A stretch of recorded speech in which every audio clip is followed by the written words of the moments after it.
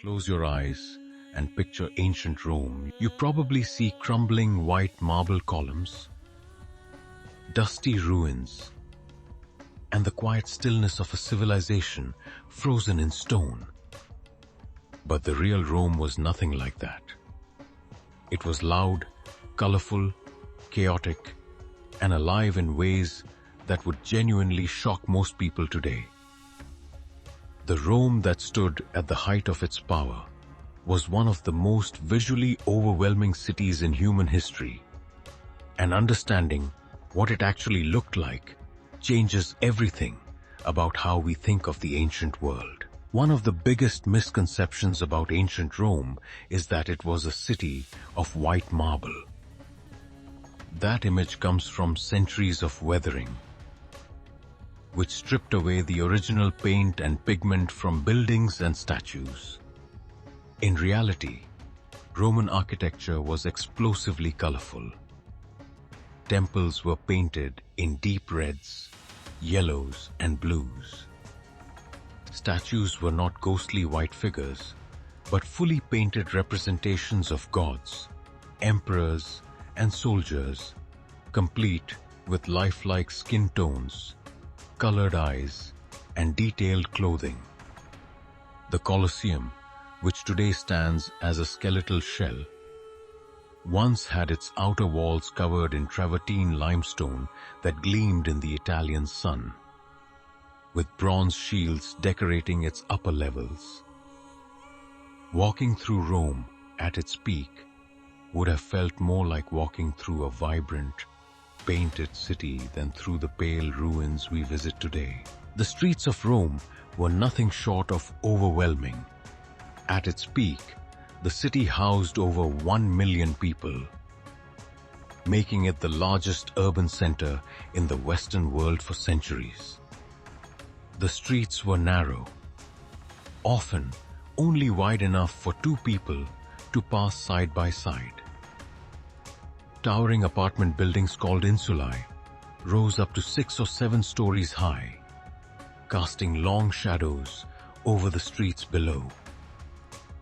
These buildings were packed tightly together, and the ground floors were typically occupied by shops, bakeries, and taverns that opened directly onto the street. The noise would have been relentless. Vendors shouting, cartwheels grinding against stone, animals being led to market, and the constant hum of 1 million lives being lived in close quarters.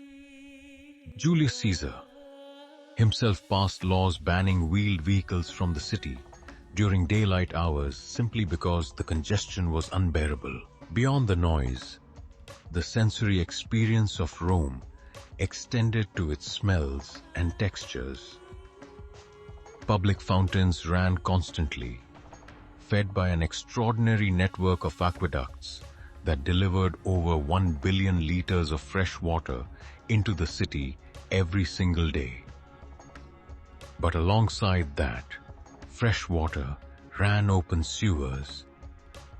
The smell of street food cooking over open flames, the sweat of crowds, and the smoke from thousands of fires used for cooking and heating.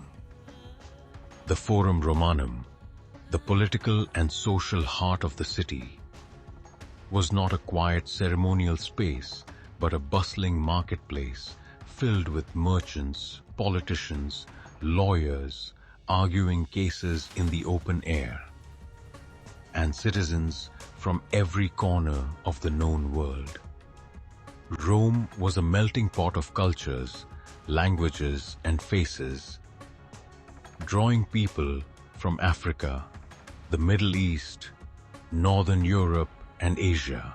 What makes ancient Rome so fascinating is not just its monuments or its military power, but the sheer humanity of it. It was a city where graffiti covered the walls, where election slogans were painted on buildings, where people complained about noisy neighbors and bad food. Archaeological discoveries in Pompeii and Herculaneum have given us an extraordinary window into daily Roman life, revealing a world that feels surprisingly familiar.